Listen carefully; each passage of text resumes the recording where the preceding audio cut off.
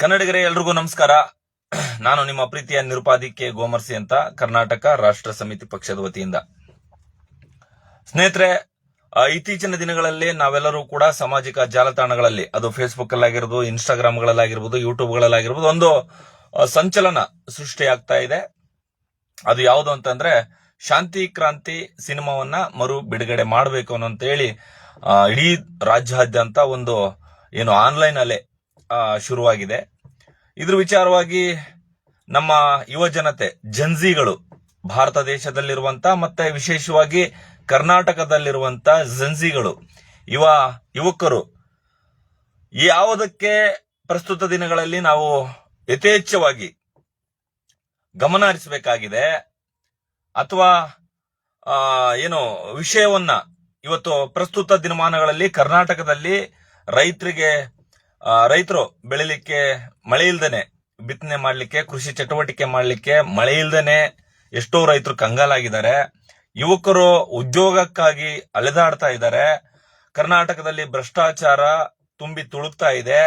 ಯಾವುದೇ ಸರ್ಕಾರಿ ಕಚೇರಿಗಳಿಗೆ ಹೋದ್ರೆ ಸಾರ್ವಜನಿಕರು ಅಥವಾ ಬಡವರು ಅಥವಾ ಹಿಂದುಳಿದವರು ಯಾವುದೇ ಲಂಚ ಕೊಡದೇನೆ ಇವತ್ತು ಕೆಲಸ ಕಾರ್ಯಗಳು ಆಗ್ತಾ ಇಲ್ಲ.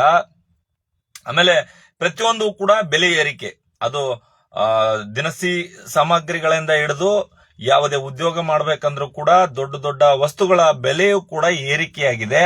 ಇದೆಲ್ಲ ಬಗ್ಗೆ ಧ್ವನಿ ಎತ್ತಬೇಕಾದಂತ, ಇದ್ರ ಬಗ್ಗೆ ಟ್ರೆಂಡ್ ಮಾಡಬೇಕಾಗಿದ್ದಂತ ಸೋಷಿಯಲ್ ಮೀಡಿಯಾದಲ್ಲಿ, ಅಂದ್ರೆ ಸಾಮಾಜಿಕ ಜಾಲತಾಣದಲ್ಲಿ ಟ್ರೆಂಡ್ ಮಾಡಿ, ಯಾವುದು ನಿರುದ್ಯೋಗದ ವಿರುದ್ಧ ಆಗಿರ್ಬೋದು, ಯುವಕರಿಗೆ ಉದ್ಯೋಗ ಇಲ್ಲದೆ ಇರುವ ವಿಚಾರವಾಗಿ ಆಗಿರ್ಬೋದು, ಅಥವಾ ರೈತರಿಗೆ ಬೆಳೆದಂತ ಬೆಳೆಗೆ ಉತ್ತಮ ಬೆಲೆ ಇಲ್ಲದೆ ಇರುವಂತ ವಿಚಾರವಾಗಿ ಆಗಿರ್ಬೋದು, ಅಥವಾ ಇನ್ನು ಹಲವಾರು ಸಾಮಾಜಿಕ ಸಮಸ್ಯೆಗಳನ್ನ ಮುಂದಿಟ್ಕೊಂಡು ನಮ್ಮ ಯುವ ಜನತೆ, ಯುವಕರು, ಯುವ ಮನಸ್ಥಿತಿಗಳು ಅಥವಾ ಏನ್ ಜನ್ಜಿ ಯುಗದಲ್ಲಿರುವಂತ ನಾವೆಲ್ಲರೂ ಕೂಡ ಅದನ್ನೇ ಟ್ರೆಂಡ್ ಮಾಡಬೇಕಾಗಿತ್ತು. ಆದ್ರೆ ಇವತ್ತು ಶಾಂತಿ ಕ್ರಾಂತಿ ಅನ್ನುವಂತ ವಿ ರವಿಚಂದ್ರನ್ ಅವರ ಸಿನಿಮಾ ನಮ್ಗೇನೋ ಯಾವುದೇ ಏನದು ರವಿಚಂದ್ರನ್ ಮೇಲೆ ಆಗ್ಲಿ ಅಥವಾ ಈ ಸಿನಿಮಾದ ಮೇಲೆ ಆಗ್ಲಿ ಗೌರವ ಇಲ್ಲ ಅಥವಾ ಪ್ರೀತಿ ವಿಶ್ವಾಸ ಇಲ್ಲ ಅಂತಲ್ಲ. ಅದ್ರ ಮೇಲೆ ಕೂಡ ಸಿನಿಮಾ ರಂಗ, ಸಿನಿಮಾ ಕ್ಷೇತ್ರ ಅಂತಂದ್ರೆ ನಮಗೂ ಕೂಡ ಬಹಳಷ್ಟು ವಿಶೇಷವಾದಂತ ಗೌರವ ಇದೆ. ಇರ್ಲಿ, ಅದು ಒಂದು ಭಾಗ, ಅದು ಅವ್ರಿಗೆ ಬಿಟ್ಟಿರುವಂತ ವಿಚಾರ. ಏನೋ ನಿರ್ದೇಶಕರಾಗಿರ್ಬೋದು ಅಥವಾ ಸಿನಿಮಾ ಹೀರೋಯಿನ್ಗಳಾಗಿರ್ಬೋದು, ಅದಕ್ಕೆ ಅವ್ರದೇ ಆದಂತ ಅಭಿಮಾನಿ ಬಳಗದವ್ರು ಮಾಡ್ಲಿ. ಆದ್ರೆ ಅದನ್ನೇ ದಿನನಿತ್ಯ ನೋಡುವಂತ, ಅದ್ರ ಬಗ್ಗೆನೇ ಗಮನ ಹರಿಸಿ ಅದನ್ನ ಟ್ರೆಂಡ್ ಮಾಡುತ್ತಿರುವಂತ ನನ್ನ ಏನು ಆತ್ಮೀಯ ಯುವ ಬಂಧುಗಳಲ್ಲಿ ವಿನಂತಿ ಮಾಡೋದೇನಂದ್ರೆ, ಮಾಡಿ ಈ ಶಾಂತಿ ಕ್ರಾಂತಿ ಮರು ಬಿಡುಗಡೆ ಆಗ್ಲಿ. ನಮ್ದು ಯಾವುದೇ ಅಭ್ಯಂತರ ಇಲ್ಲ, ನಮ್ದು ಯಾವುದೇ ವಿರೋಧ ಇಲ್ಲ, ಆಗ್ಲಿ. ಅದು ಕೂಡ ಒಳ್ಳೆಯ, ಯಾಕಂತಂದ್ರೆ ಇವತ್ತು ಕನ್ನಡ ಸಿನಿಮಾ ರಂಗ ಬೆಳಿಬೇಕು, ಕನ್ನಡ ಸಿನಿಮಾ ರಂಗ ಏನದು ಸಿನಿಮಾ ಕ್ಷೇತ್ರದಲ್ಲಿ ದೊಡ್ಡ ಉನ್ನತ ಮಟ್ಟಕ್ಕೆ ಹೋಗ್ಬೇಕನ್ನೋದು ಕೂಡ ನಮ್ಮ ಒಂದು ಅಭಿಲಾಷೆ ಇದೆ. ಇರ್ಲಿ, ಅದು ಒಂದು ಭಾಗ. ಆದ್ರೆ ನಾನು ವಿಶೇಷವಾಗಿ ಯುವಕರಲ್ಲಿ, ಯುವ ಮನಸ್ಥಿತಿಯ ಉಳ್ಳವಂತರಲ್ಲಿ ವಿನಂತಿಸಿಕೊಳ್ಳುವುದೇನಂತಂದ್ರೆ, ಇದೇ ಒಂದು ಚರ್ಚೆ ಆಗ್ಬಿಟ್ಟಿದೆ. ನಾನು ಸಾಮಾಜಿಕ ಜಾಲತಾಣದಲ್ಲಿ ಗಮನಿಸ್ತಾ ಇದ್ದೀನಿ, 2-3 ದಿನಗಳಿಂದ ಶಾಂತಿ ಕ್ರಾಂತಿ ಬಗ್ಗೆ ಪೋಸ್ಟ್ ಮಾಡ್ತಾ ಇದ್ದಾರೆ, ವಿಡಿಯೋ ಮಾಡ್ತಾ ಇದ್ದಾರೆ, ಅದ್ರ ಬಗ್ಗೆ ಬಂದು ಮಾತಾಡ್ತಾ ಇದ್ದಾರೆ. ಇನ್ನೊಂದು ವಿಚಾರ ಹೇಳ್ಬೇಕಂತಂದ್ರೆ, ಶಾಂತಿ ಕ್ರಾಂತಿ ಸಿನಿಮಾ ಮರು ಬಿಡುಗಡೆ ಆಗ್ಬೇಕನ್ನುವಂತ ವಿಚಾರವನ್ನ ಮುಂದಿಟ್ಕೊಂಡು ಯುವಕರು, ನನ್ನ ಕರುನಾಡಿನ ಜನರು ಬಂದು ಮಾತಾಡ್ತಾ ಇದ್ದಾರೆ, ಲೈವ್ ಬರ್ತಾ ಇದ್ದಾರೆ, ವಿಡಿಯೋ ಮಾಡ್ತಾ ಇದ್ದಾರೆ, ಪೋಸ್ಟ್ ಮಾಡ್ತಾ ಇದ್ದಾರೆ, ಟ್ರೆಂಡ್ ಮಾಡ್ತಾ ಇದ್ದಾರೆ. ಅದೇ ರೀತಿಯಲ್ಲಿ ನಾನು ಮುಂಚೆ ಹೇಳ್ದಂಗೆ ಸಮಾಜದಲ್ಲಿ ಕೃಷಿಕರಿಗೆ, ಮಹಿಳೆಯರಿಗೆ, ವಿದ್ಯಾರ್ಥಿಗಳಿಗೆ, ಯುವಕರಿಗೆ, ಎಲ್ಲಾ ವರ್ಗದ ನಾಗರಿಕರಿಗೆ ನೂರಾರು ಸಮಸ್ಯೆಗಳಿದಾವೆ. ಅದ್ರ ಬಗ್ಗೆ ಯಾಕೆ ನೀವು ಮಾತಾಡ್ತಾ ಇಲ್ಲ? ಅದ್ರ ಬಗ್ಗೆ ಯಾಕೆ ಧ್ವನಿ ಎತ್ತಾ ಇಲ್ಲ? ಅದ್ರ ಬಗ್ಗೆ ಯಾಕೆ ನೀವು ಟ್ರೆಂಡ್ ಅನ್ನ ಸೃಷ್ಟಿ ಮಾಡ್ತಾ ಇಲ್ಲ ಅಲ್ವಾ?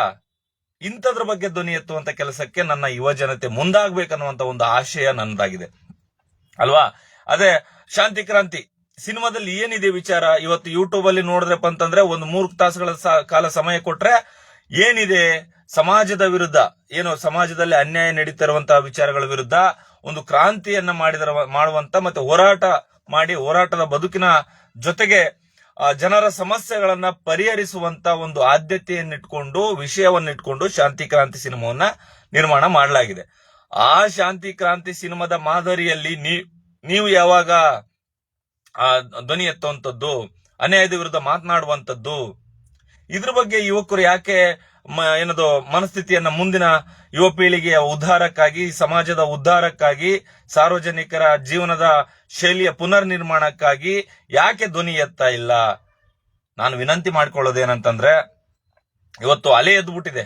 ನಾನು ಫೇಸ್ಬುಕ್ ಓಪನ್ ಮಾಡಿದ್ರೆ ಶಾಂತಿ ಕ್ರಾಂತಿ ಅಂತ ಬರ್ತಾ ಇರ್ಲಿ. ನಾನು ಮುಂಚೆ ಹೇಳ್ದಂಗೆ ನಮಗೂ ಕೂಡ ಶಾಂತಿ ಕ್ರಾಂತಿ ಅನ್ನುವಂತ ಸಿನಿಮಾದ ಮೇಲೆ, ಅದರ ತಂಡದ ಮೇಲೆ, ಕನ್ನಡ ಸಿನಿಮಾ ರಂಗದ ಮೇಲೆ ಬಹಳಷ್ಟು ವಿಶೇಷವಾದಂತ ಕಾಳಜಿ ಇದೆ, ಪ್ರೀತಿ ಇದೆ, ವಿಶ್ವಾಸ ಇದೆ.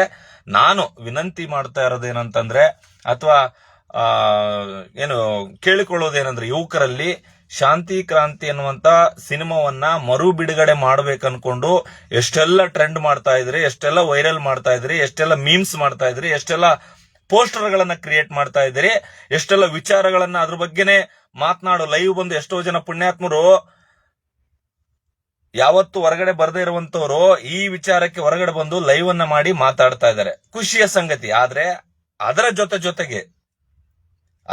ಜೊತೆಗೆ ಇವತ್ತು ಕರ್ನಾಟಕದಲ್ಲಿ, ಭಾರತದಲ್ಲಿ, ನಿಮ್ಮ ಜಿಲ್ಲೆಗಳಲ್ಲಿ, ನಿಮ್ಮ ತಾಲೂಕುಗಳಲ್ಲಿ, ನಿಮ್ಮ ಊರುಗಳಲ್ಲಿ, ನಿಮ್ಮ ಓಣಿಯಲ್ಲಿ, ಬೀದಿಯಲ್ಲಿ ಇವತ್ತು ರಸ್ತೆಗಳು ಸರಿಯಾಗಿಲ್ಲ, ಚರಂಡಿಗಳು ಸರಿಯಾಗಿಲ್ಲ, ಬೀದಿ ದೀಪಗಳು ಬರ್ತಾ ಇಲ್ಲ, ಕುಡಿಯುವ ನೀರಿನ ವ್ಯವಸ್ಥೆ ಸರಿಯಾಗಿಲ್ಲ, ನಿಮ್ಮೂರಿಗೆ ಒಳ್ಳೆಯ ಶಾಲೆಗಳಿಲ್ಲ, ನಿಮ್ಮೂರಿಗೆ ಒಳ್ಳೆಯ ಕಾಲೇಜುಗಳಿಲ್ಲ, ನಿಮ್ಮೂರಿಗೆ ಒಳ್ಳೆಯ ಆಸ್ಪತ್ರೆಗಳಿಲ್ಲ, ನಿಮ್ಮೂರಿಗೆ ಸಾರಿಗೆ ವ್ಯವಸ್ಥೆ ಸರಿಯಾಗಿಲ್ಲ, ನಿಮ್ಮೂರಿನ ರೈತರು ಬೆಳೆದಂತ ಬೆಳೆಗೆ ಉತ್ತಮವಾದಂತ ಬೆಂಬಲ ಬೆಲೆ ಇಲ್ಲ. ಅದ್ರ ಬಗ್ಗೆ ಯಾಕೆ ನೀವು ಧ್ವನಿ ಎತ್ತಾ ಇಲ್ಲ? ಅದ್ರ ಬಗ್ಗೆ ಯಾಕೆ ಪೋಸ್ಟರ್ ಮಾಡ್ತಾ ಇಲ್ಲ? ಅದ್ರ ಬಗ್ಗೆ ಯಾಕೆ ನೀವು ಲೈವ್ ಬಂದು ಮಾತಾಡ್ತಾ ಇಲ್ಲ? ನಾವು ನಮ್ಮ ಯುವ ಸಮಾಜ, ಯುವ ಮನಸ್ಥಿತಿ ಉಳ್ಳಂತವರು ಇದ್ರ ಬಗ್ಗೆ ಕೂಡ ಒಂಚೂರು ಗಮನ ಕೊಟ್ಟು ಈ ಸಮಾಜವನ್ನ ಕಾಪಾಡುವಂತ, ಈ ರಾಜ್ಯದ ಕನ್ನಡ ನಾಡು, ನುಡಿ, ಗಡಿ, ಸಾಹಿತ್ಯ, ಸಂಸ್ಕೃತಿ ಉಳಿಸುವಂತ ನಮ್ಮ ಕನ್ನಡಿಗರನ್ನ, ಕನ್ನಡದ ಆಸ್ಮಿತೆಯನ್ನ, ರೈತರನ್ನ, ಯುವಕರನ್ನ, ಮಹಿಳೆಯರನ್ನ, ವಿದ್ಯಾರ್ಥಿಗಳನ್ನ, ಕೃಷಿ ಕಾರ್ಮಿಕರನ್ನ ಉಳಿಸಿ, ಅವರನ್ನ ಬೆಳೆಸಿ, ಅವರ ಸಮಸ್ಯೆಗಳನ್ನ ಟ್ರೆಂಡ್ ಮಾಡಿ ಅದಕ್ಕೆ ನ್ಯಾಯ ಒದಗಿಸುವಂತ ಕೆಲಸವನ್ನ ಯುವ ಜನತೆ ಮಾಡಬೇಕು ಅನ್ನುವಂತ ವಿಚಾರವನ್ನ ನಾನು ಈ ಮೂಲಕ ಸ್ಪಷ್ಟವಾಗಿ ತಿಳಿಸ್ತಾ ಇದ್ದೀನಿ. ಮತ್ತೊಮ್ಮೆ ಹೇಳ್ತಾ ಇದ್ದೀನಿ, ಶಾಂತಿ ಕ್ರಾಂತಿ ಅನ್ನುವಂತ ಸಿನಿಮಾದ ಬಗ್ಗೆ ಆಗಿರ್ಲಿ, ಅಥವಾ ಅದರ ತಂಡಕ್ಕಾಗ್ಲಿ, ಅಥವಾ ಕನ್ನಡ ಸಿನಿಮಾಕ್ಕಾಗ್ಲಿ ನಮ್ದು ಯಾವುದೇ ವಿರೋಧ ಇಲ್ಲ. ಅದರ ಮಾದರಿಯಲ್ಲಿ ಅದನ್ನ ಟ್ರೆಂಡ್ ಮಾಡುವಂತೆ ನಮ್ಮ ಸಮಸ್ಯೆಗಳನ್ನ ಕೂಡ ಟ್ರೆಂಡ್ ಮಾಡಿ ಅನ್ನುವಂತ ವಿಚಾರವನ್ನ ಸ್ಪಷ್ಟಪಡಿಸಲಿಕ್ಕೆ ಈ ಸಂದರ್ಭದಲ್ಲಿ ಲೈವ್ ಒಂದು ಮಾತಾಡ್ತಾ ಇದ್ದೀನಿ ಬಂಧುಗಳೇ.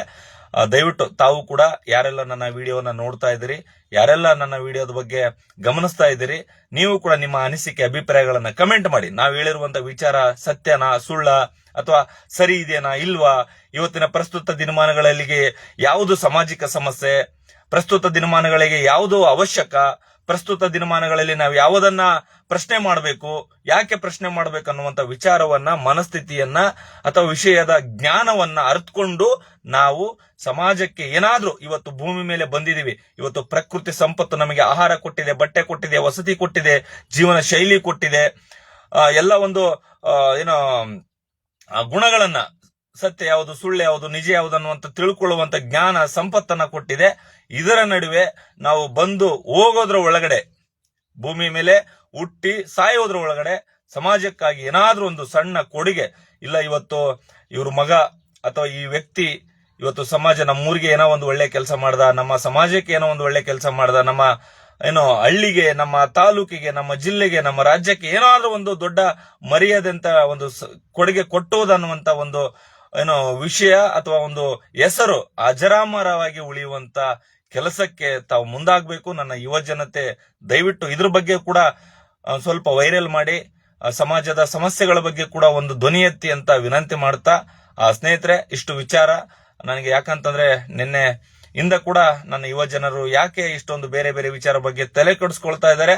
ಇವತ್ತು ನಾವು ಕರ್ನಾಟಕ ರಾಷ್ಟ್ರ ಸಮಿತಿ ಪಕ್ಷರು ಇಡೀ ರಾಜ್ಯ ಸುತ್ತಾ ಇದೀವಿ, ಹಳ್ಳಿಗಳಲ್ಲಿ ಭೇಟಿ ಕೊಡ್ತಾ ಇದೀವಿ, ರೈತರ ಸಮಸ್ಯೆಗಳನ್ನ, ಮಹಿಳೆಯರ ಸಮಸ್ಯೆಗಳನ್ನ, ಕೃಷಿ ಕಾರ್ಮಿಕರ ಸಮಸ್ಯೆಗಳನ್ನ, ವಿದ್ಯಾರ್ಥಿಗಳ ಸಮಸ್ಯೆಗಳನ್ನ ಪಟ್ಟಿ ಮಾಡ್ತಾ ಇದೀವಿ. ಇವತ್ತು ಒಂದು ಹಳ್ಳಿಗೆ ಹೋದ್ರೆ ರಸ್ತೆಗಳು ಸರಿಯಾಗಿಲ್ಲ, ಕುಡಿಯುವ ನೀರಿನ ವ್ಯವಸ್ಥೆ ಸರಿಯಾಗಿಲ್ಲ. ಮಳೆಗಾಲದಲ್ಲಿ ಕೂಡ ಎಷ್ಟು ಹಳ್ಳಿಗಳಿಗೆ ಕುಡಿಯುವ ನೀರಿನ ಸಮಸ್ಯೆ ಎದುರಾಗ್ತಾ ಇದೆ. ರಸ್ತೆಗಳು, ಶಾಲೆಗಳಿಲ್ಲ, ಆಸ್ಪತ್ರೆಗಳಿಲ್ಲ, ಶಾಲಾ ಕಾಲೇಜುಗಳು ಸರಿಯಾಗಿಲ್ಲ. ಈ ತರದ ನೂರಾರು ಸಮಸ್ಯೆಗಳಿದಾವೆ. ಅದನ್ನ ಟ್ರೆಂಡ್ ಮಾಡಿ, ಅದನ್ನ ವೈರಲ್ ಮಾಡಿ, ಅದ್ರ ಬಗ್ಗೆ ಧ್ವನಿ ಎತ್ತಿ, ಅದ್ರ ಬಗ್ಗೆ ಲೈವ್ ಬಂದು ಮಾತಾಡಿ ಅಂತ ವಿನಂತಿ ಮಾಡ್ತಾ, ಸ್ನೇಹಿತರೆ ಇಷ್ಟು ವಿಚಾರಗಳನ್ನ, ಇದು ಸಮಾಜಕ್ಕೆ ಒಳಿತಾಗುವಂತ ವಿಚಾರವನ್ನ ಮುಂದಿಟ್ಕೊಂಡು ಇವತ್ತು ಲೈವ್ ಒಂದು ಮಾತಾಡಿದ್ದೀನಿ. ಮತ್ತೊಮ್ಮೆ ನಮಸ್ಕಾರಗಳು. ನಾನು ನಿಮ್ಮ ಪ್ರೀತಿಯ ನಿರುಪಾದಿ ಕೆ ಗೋಮರ್ಸಿ ಅಂತ, KRS ಪಕ್ಷದ ಸಾಮಾನ್ಯ ಸೈನಿಕ. ನಮಸ್ಕಾರ.